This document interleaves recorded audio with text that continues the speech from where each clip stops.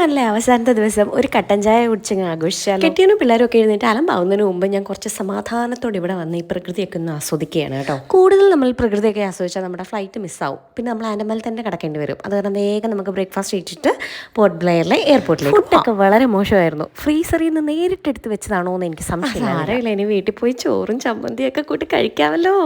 അത് ഓർക്കുമ്പോൾ തന്നെ വായിക്കൂടെ വെള്ളം വരുന്നു. അങ്ങനെ നമ്മൾ എയർപോർട്ടിൽ എത്തിയിരിക്കുകയാണ് പിള്ളേരെ. ഇവിടുത്തൊക്കെ കടകളിൽ നമുക്ക് കയറാൻ പറ്റത്തില്ല. ഞാനൊരു ചെറിയ വളയും ഒരു ചെറിയ മോതിരം വാങ്ങിച്ചതിന് 1080 രൂപ. അവിടെ വെച്ച് ഞാൻ എൻ്റെ ഷോപ്പിംഗ് നിർത്തി കേട്ടോ. അല്ലെ ഞങ്ങൾ 4 പേര് ഇത്രയും ദിവസം ഇവിടെ വന്ന് താമസിച്ചതിൻ്റെ ഇരട്ടി പൈസ ആയാനെ. ഇനി നാട്ടിൽ പോയും കഞ്ഞി കുടിച്ച് ജീവിക്കണ്ടേ എന്നൊക്കെ ഓർത്ത് ഞാൻ ആ ഷോപ്പിംഗ് അവിടെ വെച്ച് നിർത്തി. നമ്മുടെ ഫ്ലൈറ്റ് വളരെ ലേറ്റ് ആയിരുന്നു. അതുകൊണ്ട് തന്നെ നമുക്ക് KFC കഴിക്കേണ്ടി വന്നു. പിള്ളേർക്ക് ഭയങ്കര സന്തോഷമാണെങ്കിലും എനിക്ക് കുറച്ച് നാടൻ നമ്മുടെ ഫുഡ് കിട്ടിയാൽ കൊള്ളാതുണ്ട് കേട്ടോ. പിന്നെ നമ്മൾ ഫ്ലൈറ്റൊക്കെ കയറി കേട്ടോ. പിന്നെ നമ്മൾ ചെന്നൈയിലേക്കാണ് ചെന്നിറങ്ങിയത്. അവിടുത്തെ ലോഞ്ചിൽ നിന്ന് നന്നായിട്ട് തട്ടി. ഞങ്ങൾ ആൻഡമാനിലേക്ക് പോയപ്പോൾ അൺലൈറ്റിനും മോനുമായിരുന്നു ലോഞ്ചിൽ കയറിയത്.